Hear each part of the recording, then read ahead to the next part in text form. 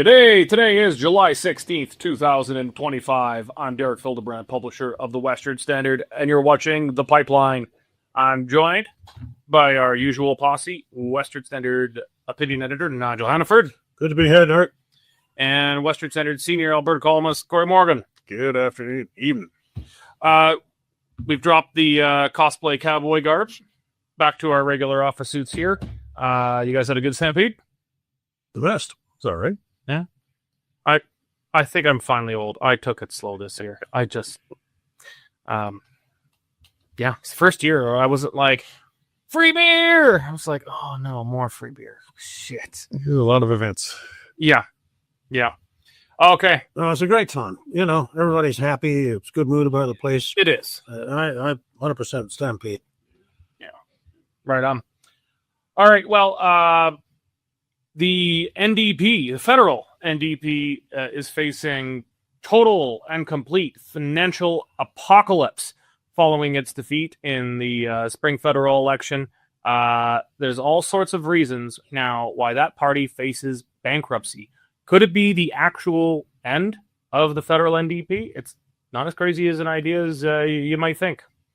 Alberta this is a scoop in the Western Standard. Alberta UCP members at the constituency level have put forward a ton of policy resolutions to be debated at the party's next convention coming in November to make the UCP officially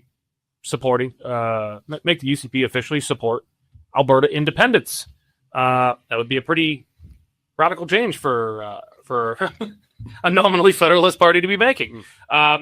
So we're going to be talking about what's happening there and what that's going to mean within the Conservative Party, the Conservative movement in Alberta, and the independence movement as the Venn diagram shrinks ever closer over top, as they become closer, at least to one and the same.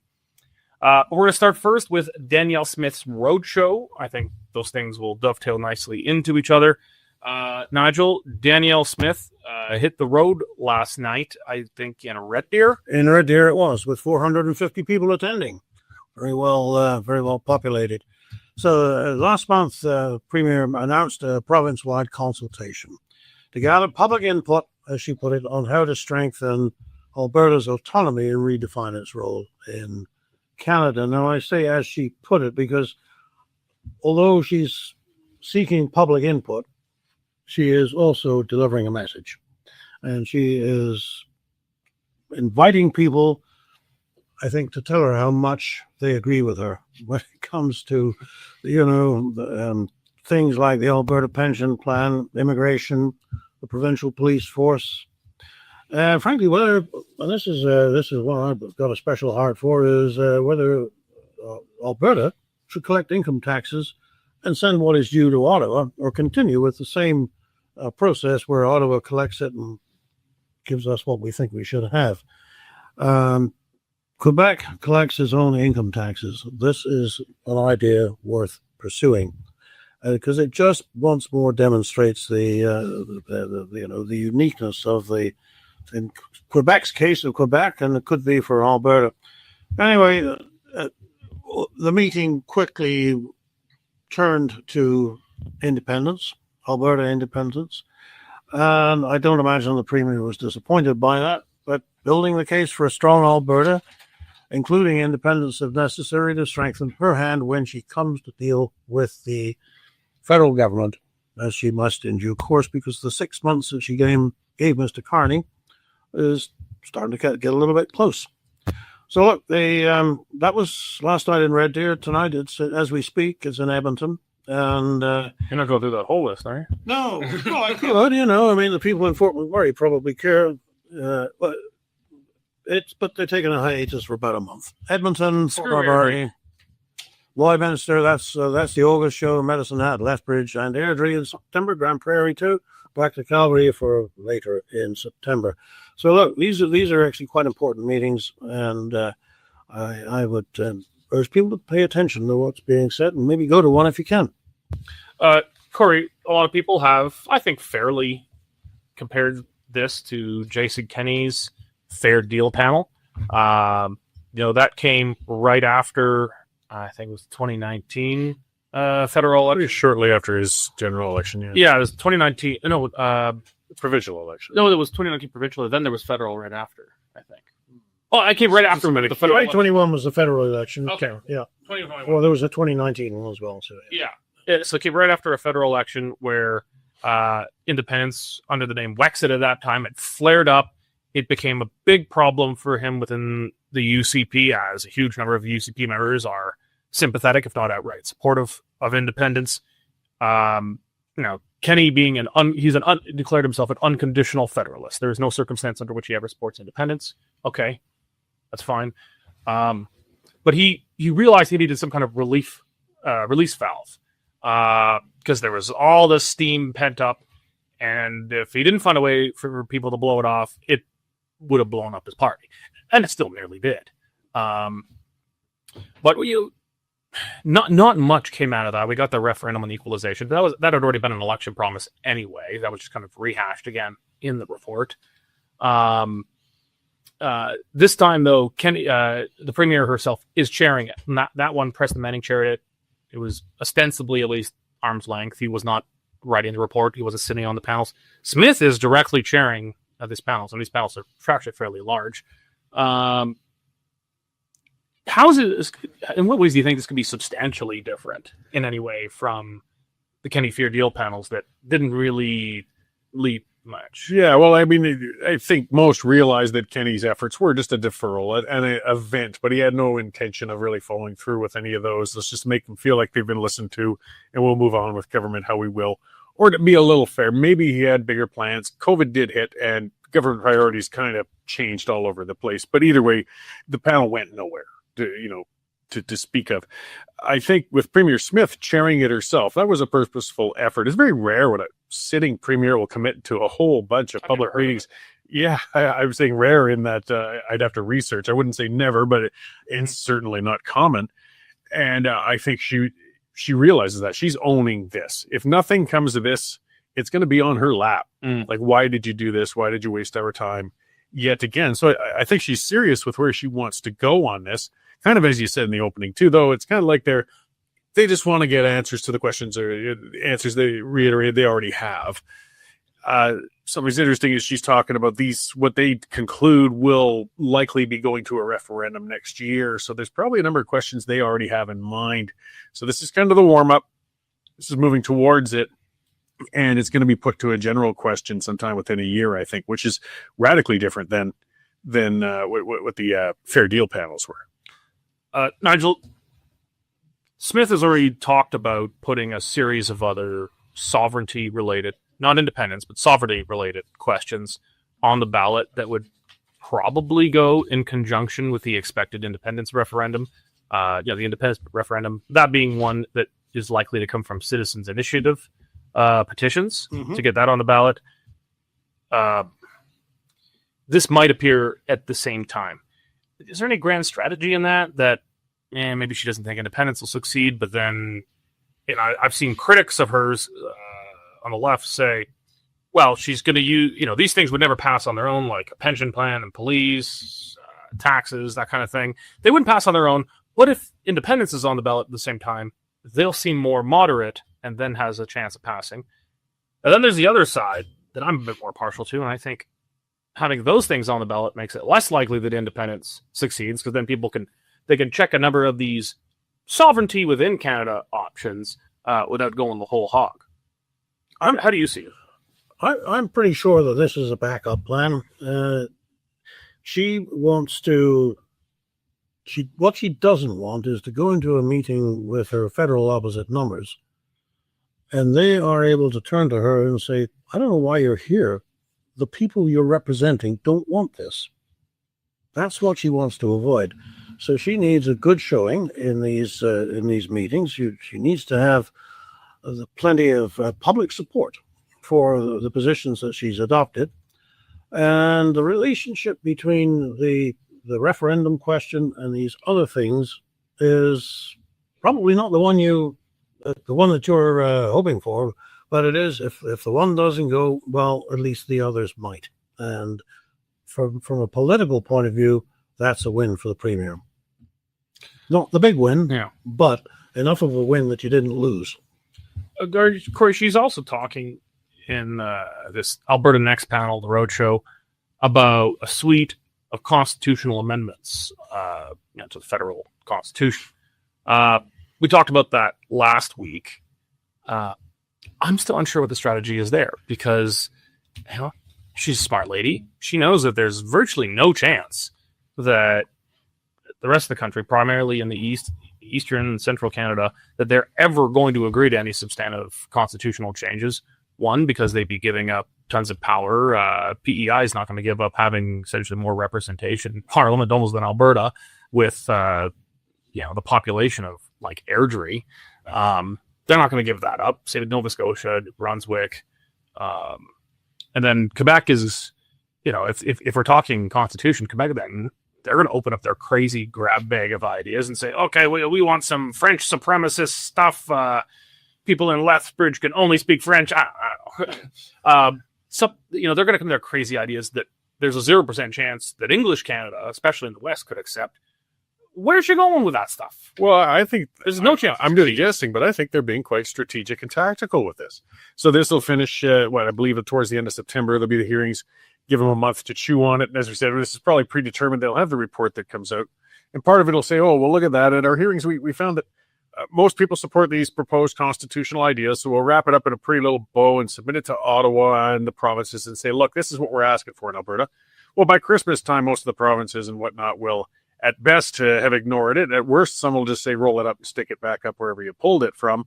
And that's where she's well positioned to say, look, see, that's where we're going to get trying on the constitutional front. Now we got a referendum coming next year with this, and this on it that don't require constitutional changes. This is the path Alberta must go. So I think they're setting it up knowing it's going to fail, but at least to demonstrate to Albertans that if you want to keep firing these guns at a target that's invulnerable, we're wasting our time. So it's just one more way to show, and she'll have a mandate say, well, we offered, this is what we got. Now we have to try something else. Nigel, do you share that? I buy that. I mean, I'm thinking that she's setting up. So she's let of them say "screw you" to us, so that to strengthen her case to get these other things. Absolutely. I mean, she knows that the amending formula for the Canadian Constitution is 7 provinces with 2/3 of the population, and you're never going to get that kind of buy-in. They couldn't get it back in when they were negotiating the Charlottetown or the Meech Lake Accords. It's actually held up on the one indigenous vote there. So now we got more. She knows exactly, and I think Cory's nailed it precisely there. That once it is very clear, there's this visible reminder to a new generation of Albertans that you can't get constitutional change in Canada. Then she's free to go on to Plan B. She's tried. Gave it a good shot. Okay, well, that segues nicely into what's happening within the UCP on the independence question. So this was a story our reporter Tula Mazulam broke last week that there have been something in the neighborhood of 50 odd resolutions from individuals and constituency associations. The way the policy conferences for the UCP in Alberta work is individual members and constituency associations can all submit policies, and then before they go to be voted on at the convention, the different constituency associations sit down and they rank how much they like each one, so that essentially the ones with the most agreement go to the front of the lineup. And then theoretically, if the convention spent 10 seconds on each, then you'd go through all 300 resolutions or something to get there. More likely they get to 30, 35, something like that, ranked in order of what's got the most interest. There is, I think, a certainty that independence is going to get ranked high enough. It could be damn near the first question that'll come up. Now, I guess the question that the UCP is wrestling with right now is, I don't think they're looking at not allowing it there. I think that would create a revolt in the UCP. You'd probably get a special general meeting called essentially to recall the board of that party. But they're either going to have it at the convention, or what they're doing is giving consideration to right now having essentially a party plebiscite on the policy as a standalone, rather than having it at the convention itself. This, I mean, I think I'd argue probably would be a big step forward for. I mean, separate from the partisan interests of the UCP, of which this would be very divisive. I mean, it would be an earthquake success for the independence movement to essentially capture the governing party of Alberta at a convention. So again, it's creating the sense of occasion. I mean, you could put these resolutions at the front of the regular party meeting, and anybody who's ever been to one of those meetings knows this would be about the only interesting one for 10 years. So you can drink a lot of warm water while you're waiting for those things to develop, but this would capture the attention. But even more would it capture the attention if it became its own separate convention. Because then, again, when you're facing the federal government's representatives, they're saying, this is so important to Albertans that this 5,000 person convention came together to discuss it. And you're going to find, I think, I'd be very surprised if the independence movement isn't the majority in the UCP membership. And this is I think it's about 124,000 people, isn't it? It's high. I don't know what lately. Significant. Renewals after past campaigns. It's higher during leadership races and when there's nominations going on. So it's probably a little lower than that right now. But yeah, strong. I mean, it's a six-figure number, I'm sure. Yeah. Well, actually, no. They're not talking about, I think, having a separate convention. It'd be technically a special general meeting that's separate, but that'd be like when the PC and Wild Rose members voted technically in a special general meeting, but it was a remote one, so you could vote on the phone, you could vote online, you could vote in mail, that kind of thing. Mm-hmm. So I think it's talking about being more of a referendum. There'll probably be a physical location somewhere where people gather, but be mostly voting. Everyone could vote at home, so it wouldn't be 5,000 people voting. Actually, wasn't the last convention something like 8,000 or something crazy? It was a massive amount. It was the biggest political convention in Canadian history, and this was just for a provincial party in the fourth largest province. You still managed to get a quarter of them drunk in the hospitalities. Yeah. The red gates of hell. I remember it well. But Cory, if polls are to be believed, and they're pretty consistent on this point, 2/3 of UCP voters support independence. It's not a majority of Albertans, but it's 2/3 of UCP voters. And traditionally, members of a party tend to be more strident, more ideological, more right-wing than the public at large. If this goes to a vote of UCP members, I have a hard time seeing how this is anything but a pretty resounding yes vote. Well, it's a delicate balance. For them to say you can't have it on at policy, especially with so many having been submitted already, as was scooped, would just be, if you want to see somebody grinning ear to ear, it'll be Cam Davies, because he'll finally have the grouse to say, look, you see, that's the only way for independence. So they won't even allow you to discuss it. So you have to. That's why the UCP has to allow it. Personally, I think they should allow the discussion. And to speak in my own point of view, I think the members should reject entrenching it into party. But that's where that discussion can come. And then people will read in different things with it. Why do you support independence? Why do you think the members should not make that party policy? Because you make that party policy, and you got to remember, 2/3 of the UCP voters support independence. But this is a very polarizing issue. It's not one where there's much fuzziness with people. It's a deal breaker for a lot of them. And when you got 0% of the supporters of the NDP who support independence, you cut away a potential 20% of your base. And you look at the electoral math, and that next general election can look really, really bad when you have actually carrying independence in your policy set. Again, I think that's where the tactic of being able to say, we're putting it in the hands of Albertans. If they initiate a referendum, they can have that vote. They can make that decision. That's where it belongs, and not within the party, because then you can rip your own party very dangerously, or at least your base of support in a general election. So, I mean, that's just my view on it. Not every UCP MLA is necessarily pro-independence. So no, I mean, even if just say you have a more if a party makes it policy. Yeah, and we know MLAs are bound by party policy. That's a longer discussion of things, but I would hope there'd be a spirited discussion, and maybe along those lines of, again, I mean, this is as pro-independence as we've ever seen from a governing party in this province, and there's still room to push it further. I was VP policy for the Wildrose for a number of terms. It's a thankless, miserable job.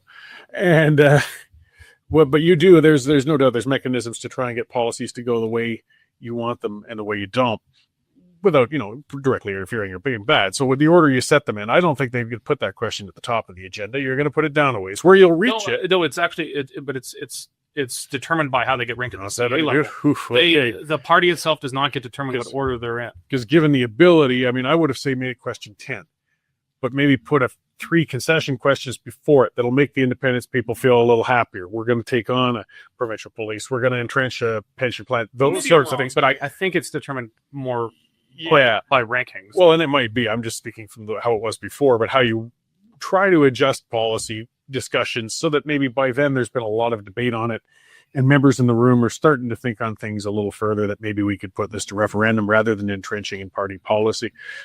But they can't ignore the question, but I do think it would be very dangerous if they actually put it into party policy. It really could bode poorly in a general election. I do agree it's politically dangerous. If that becomes the defining issue of election, it gives the NDP a better shot of winning. Because their voters are unified. 95% of NDP voters are Federalists. Only 5% support independents as New Democrats. Whereas with UCP voters, it's a bigger pool of voters. They're more popular, but it's 2/3 in support of independents, 1/3 opposed. Yeah. And that is not a marginal question. It's not like what the tax rate should be or what's in the curriculum. It's an existential question. Yeah. And as an independent supporter, I want to see a referendum and I want to see as strong a showing as humanly possible in it. I still think unless things change pretty dramatically, which is possible in this next 8 months, it's still going to be hard to get over 50% in the referendum. So it better be pretty darn good.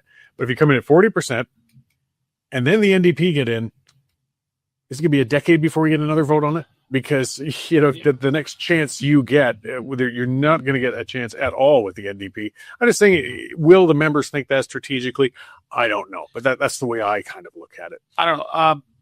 The thing is, you're going to have huge political machines on the Federalist side in this referendum.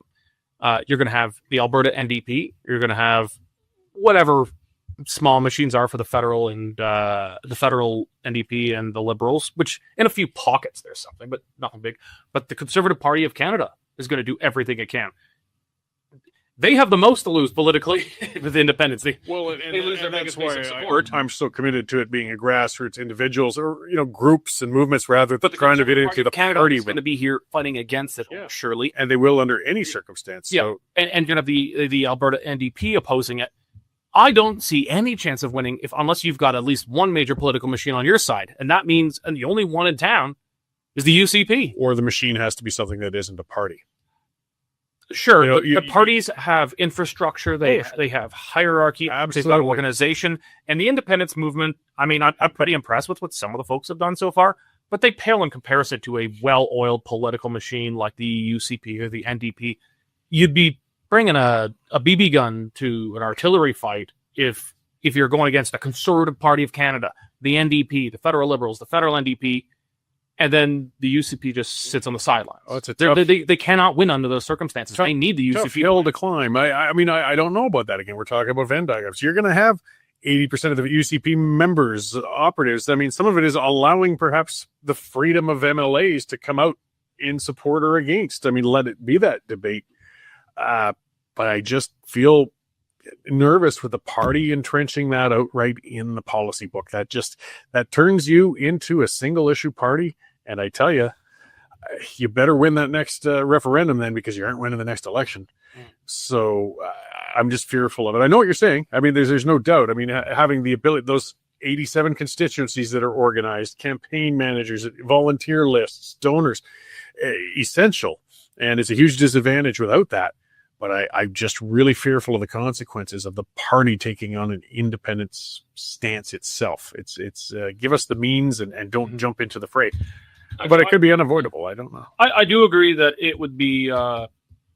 It gives the NDP a better fighting chance in the next election if the UCP is officially wedded to independence.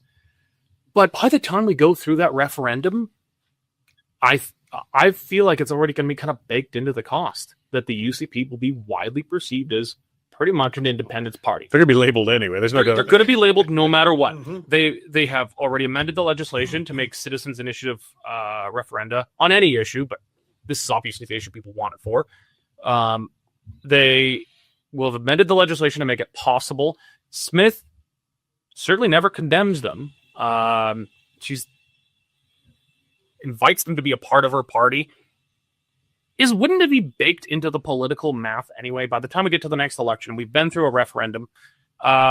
Win, lose, or draw, whatever happens in that referendum, the UCP, I mean, okay, say we win. I mean, no one's going to then trust the NDP to take over. I mean, it'd be like putting Labour in charge right after Brexit. They're not going to do it.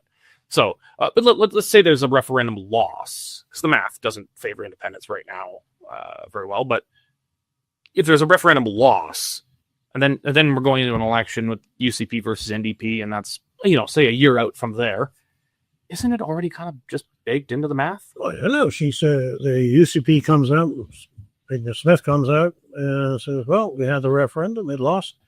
That's what happens when you have a referendum. You ask people what they think, they tell you what you think. Now we move on.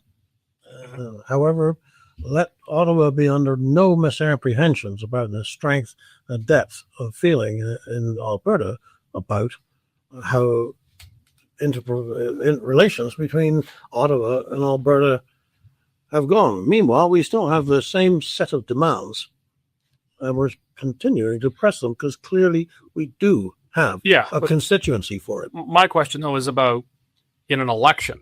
So, we go through a referendum. Let's say the referendum was not successful.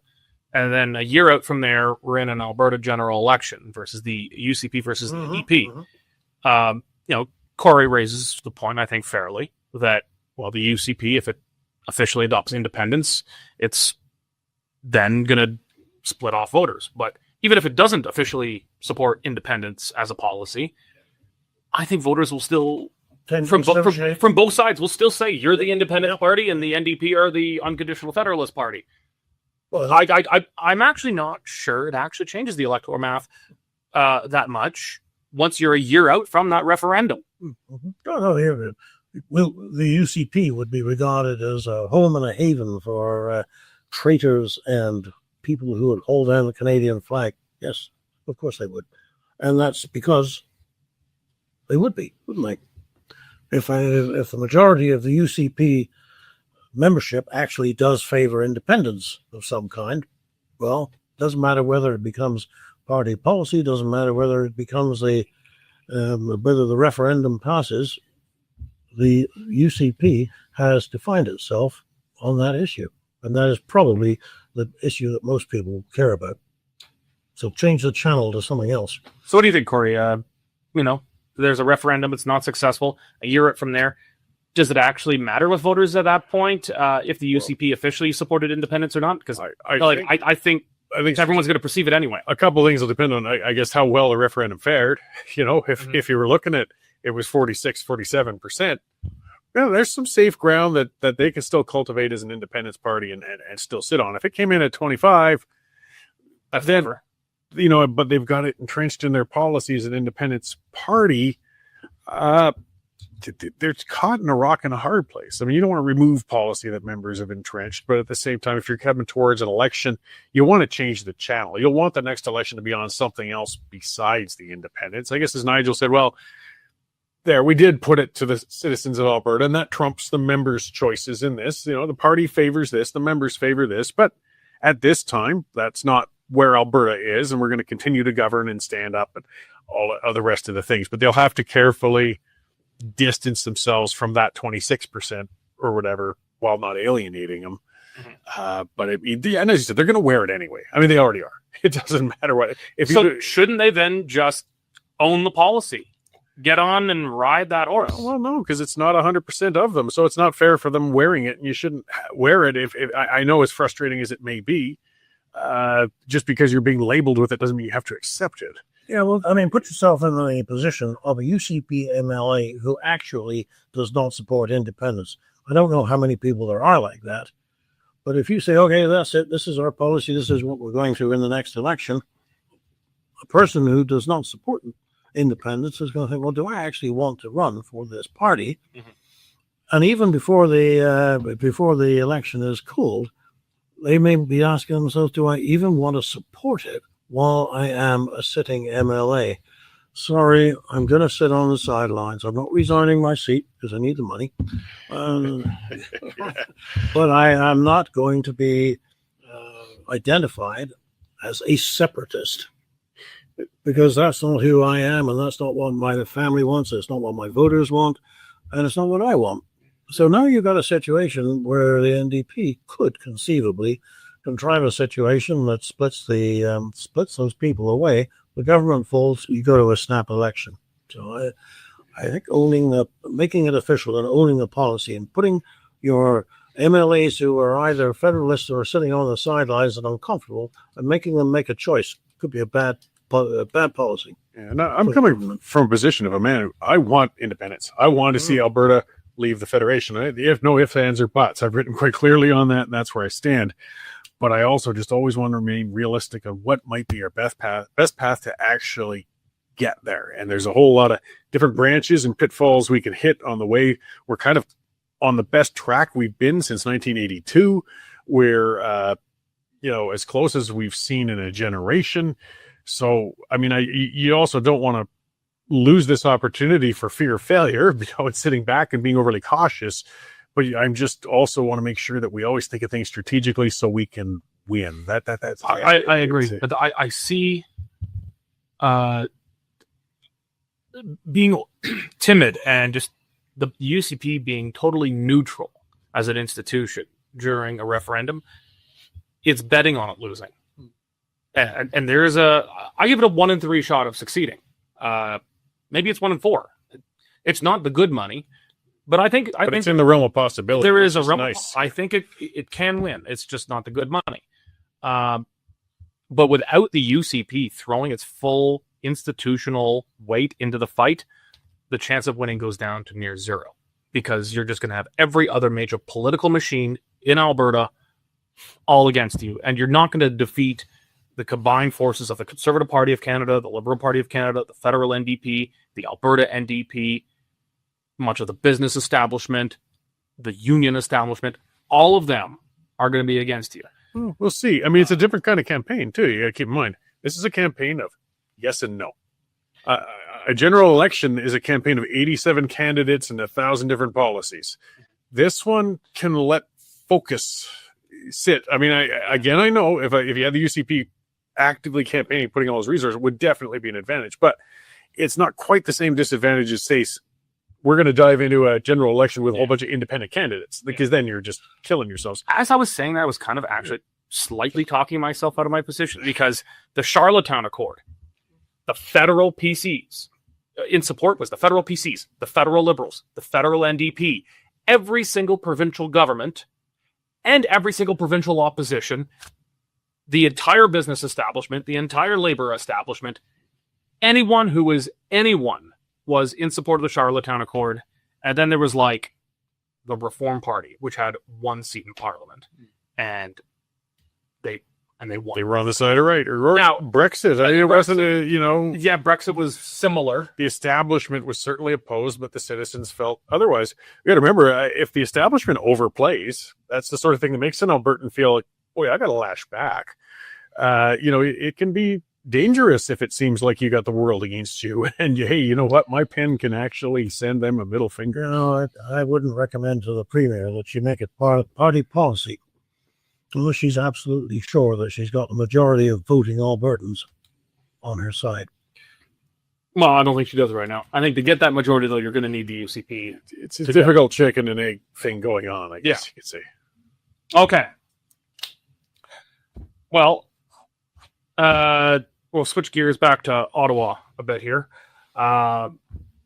So Fred Delory is a former executive director of the Federal Conservative Party during the Aaron O'Toole era. He's got an interesting Substack page, and it's like a week or two old now. But Cory, I think you were right to put this on as one of our topics today. Was his story? Kind of just give us the background on that with the pretty perilous financial situation the NDP finds itself. Sure. I mean, because it kind of slides under the radar for people because it's a bit wonky. I mean, people don't necessarily understand how the funding works for federal political parties. Yeah. And they get their campaign expenses reimbursed. And they don't like talking in the open about that a whole heck of a lot because Canadians don't quite realize how much they're shelling out of pocket to give to these parties. Mm-hmm. You know, provincially, there's nothing like that. You have to rely on donors. So the NDP has become very dependent upon that. And, they had enough support numbers that they could count on if you got over 10% in a constituency, you'll get your campaign expenses reimbursed. So they borrowed under the assumption that they would get at least 10% in a whole number of constituencies. Instead, they got completely obliterated in the federal election with there has to be a couple of hundred ridings they didn't get over 10%. Pretty small minority they got 10% or more. So now they found themselves with no party status, no leader, 7 members of parliament, millions of dollars into debt, and due to our laws, there's a time clock ticking now, because if 3 years pass, that means the bank loan will now be considered a contribution, which is a really bizarre thing because that's illegal for a bank to contribute to a political party. Only individuals are allowed to legally donate. Yeah, so it's uncharted in a sense. I mean, how do you punish the bank for loaning? I mean, if they thought it was a loan, it's not really a contribution, but if it loses that status as a loan, it's odd. But it highlights just how much the NDP are in trouble. Though that federal party, it doesn't matter who they get for a leader at this point or what goes on. How on earth are they going to get rid of that debt before the next Do we know how deeply in debt they are? No, it's a few. I don't think it hasn't been reported yet. I don't think. I'm not sure. It's quite. They said they ran a fully funded campaign. Yeah, and that is, I think, 35 million you're allowed to spend, something like that. And presumably they would have had some contributions and some return, but let's say it's 10 million. I mean, for a party on the ropes like they are, who's giving them that money in the next few years? 10, because they had no war chest going that election. That's true. Yeah, they just paid off their last one. They had nothing in the bank, effectively. So, I mean, it's just that most people aren't paying much attention to them. Eyes are on Carney, eyes are on Poilievre, but that third party of Jack Layton is actually, I think, at a very high risk of being wiped out. Essentially, they may have to declare bankruptcy and reform. So, Nigel, the closest comparison I can think of is the Federal Progressive Conservative Party in 1992 went from majority government to 2 seats. It actually holds the world record for the worst electoral defeat of a political party in the history of democracy. I don't know the returns on Athens here, but as far as we know, it's the worst a governing party has ever been defeated in the history of the world in democracy. They actually never did come back. They, sort of hobbled on in a much, much diminished form for, a decade and a half before merging with the Alliance to become the modern Conservative Party. But there was different rules. They had a huge number of senators at that time, and they kicked part of their salaries into the party to try and keep it afloat. I don't think they had the same kind of debts here. But, they faced a similar existential issue. It is entirely possible here that the NDP will not financially recover. Like, there's just nowhere for the money to come from. Other than the PCs back then could rely on corporate donations. You could go to a business, be like, guys, we've got to save the PC party. Get a couple guys running some big checks. That's not allowed legally, federally. It's like, the limit's like 4,000 something and only individuals. If the NDP cannot pay it back, then the party and its official agents, a bunch of people, get massive fines. They could get millions of dollars. And at that point, are political parties allowed to declare bankruptcy? I don't. That's actually I've never actually heard of one doing so. I mean, that would be a hell of a bad look to declare bankruptcy as a party. Before they went bankrupt, they'd have to give up their signature or headquarters, the Jack Layton. The Jack Layton building. Yeah. That is their assets. Well, that'll be a part of bankruptcy. You give everything. I don't know. And I mean, I know there used to be some pretty hard limitations on the ability for a party to borrow money. You would have to secure it some way or another. Well, so it's secured against the building. And I think in some way, I'm not sure if it was technically secured this way or just depended on this way, those refunds the rebates that, you were talking about, that they're not eligible for. I don't think a bank should accept a variable as a security on something. It's like, if the 6-horse comes in, I can pay back my loan. That's a pretty dangerous way to finance something. But the building itself, or some hard assets, some security behind it somewhere. Because it's a whole complicated mire on every level of politics. But I know they do try to discourage candidates and parties from borrowing money, because then you can't attribute it to a particular donor. That's why the bank would be found to be the donor, because you basically have to break that all up into a bunch of different names as it got paid back, and that's how it technically now becomes a whole bunch of donations instead of just one lump sum of money. Sort of like a certain Alberta party that somehow got $120,000, and then a whole number of people showed up out of the woodworks and donated $5,000 each that covered it. Amazing. But that's the way it works. You have to attribute those donations to people. And if they run out of time in 3 years to dilute that bank loan into actual donations, they're really up the creek. Where would you like to be the bank manager who actually said, okay, we can work with you on this? He's probably already in the Bahamas by now. If you lend money to the socialists, you got it coming. It's really weird. So there's, I think they're, maybe I'm wrong, but it looks to me like their best case plausible best case scenario is that they sell the Jack Layton building, their big asset. I'm not sure how much that's worth. They sell that off, and then they limp along. They're refinancing debts on top of debts, and they make it to the next federal election, probably 4 years from now, still pretty heavily in debt, but they haven't. They've been able to refinance, so they're not technically illegal contributions. No one's gone to jail. The party's not been fined, and they haven't declared bankruptcy. But then they've lost their building. That seems to me probably their best plausible case scenario. Maybe it works out. Maybe, I don't know. Like in regular cases, whether it's a business or individuals, even a bank might still say, we'll settle. We'll accept the loss. We'll eat that, and then but you can't do that in this case. No, because that would be a contribution for sure. So then the other two worst case scenarios are, I think, let's make a note of this. Let's do a kind of an analysis piece, kind of following Dolores there. Mm-hmm. Can a political party declare bankruptcy? Because they have a bank account. They are a legal corporate entity. They're a not-for-profit society. Can they declare bankruptcy? And how does that then affect the election law, which is a separate body of law? Can they do that? So possibly they declare bankruptcy. That's a really bad look, but that might actually be their best way out of this. If selling the building, at least then they got a clean slate financially. Knows how to lend the money. Their only real asset, to be honest, is their name. And if they can, that's not an asset anymore. Well, that's the third in the long run. It's the one thing that hasn't been new since the 1960s. No, that's the third scenario. Is they just shut the party down. They just say it's a disaster. No one's going to want to take it over after, because it's got all that debt. So they just kind of vote themselves out of existence, essentially declare bankruptcy, but then start another political party. And it's like, kind of how the Liberal in Saskatchewan, the Liberals and PCs, they just more or less shut down their parties and then all joined a new one. It was a coordinated effort. It wasn't really a floor cross. They just kind of switched labels.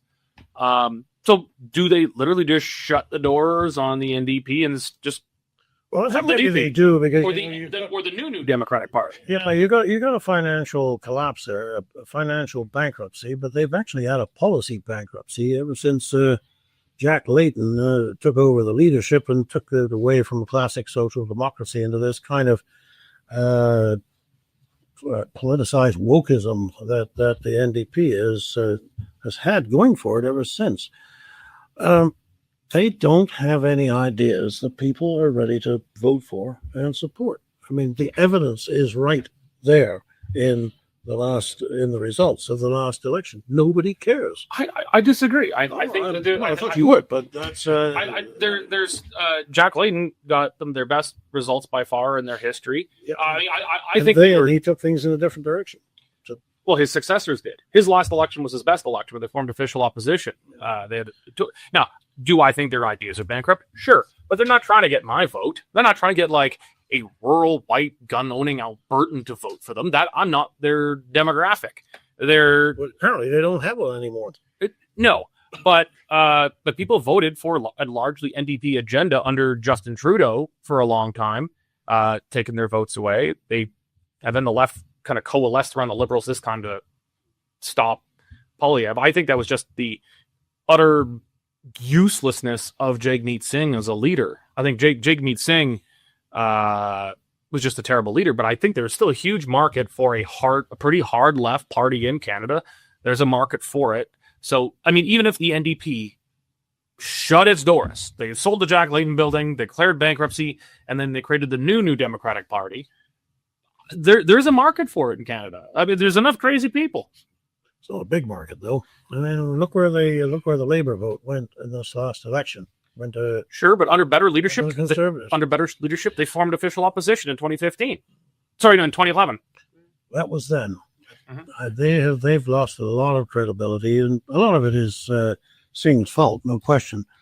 But can you imagine can you actually imagine the sequence of events that would bring them back to public acceptability? Best if I can. That's why you have to have the new Democratic Party. Yeah. New Coke. Sure.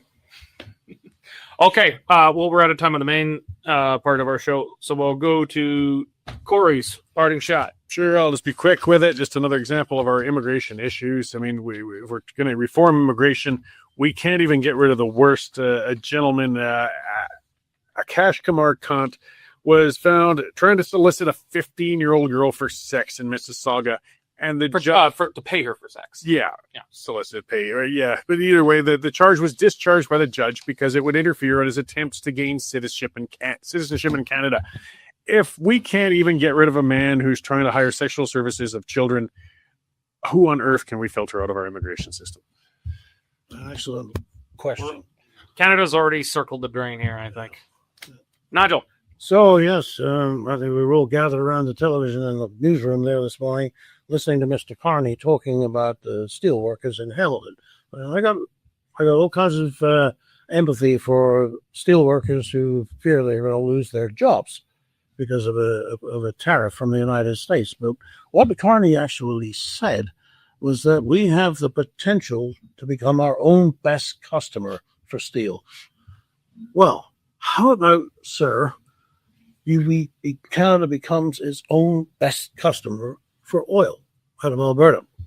And then maybe you put some of those steel workers to work making pipe and then string it on somewhere to get it to where it's wanted in Eastern Canada.